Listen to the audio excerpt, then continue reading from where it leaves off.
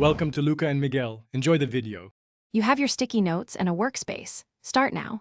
Take one note, fold it in half and press a sharp crease so the color faces out. This creates a sturdy petal. Once done, fold the two top corners down toward the center to form a rounded petal tip. The adhesive edge stays at the base, which helps assembly later. Repeat rapidly with 5-7 more notes because consistent folds mean even petals and a balanced flower. Now you'll form the core by arranging petals around one central folded note.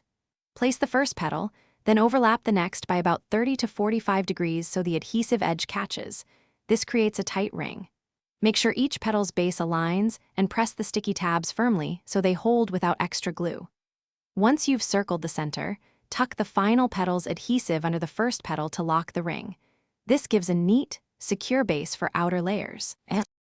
Finish by adding 1 or 2 outer layers, staggering each new petal slightly outward so the flower looks full. For a refined look, trim petal tips evenly or curl edges gently with your finger to add texture. These small adjustments change the style dramatically, so experiment.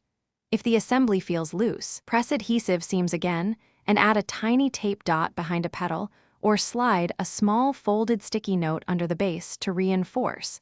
This fixes most stability issues quickly. Thanks for watching and please subscribe. It's the best investment you'll ever make.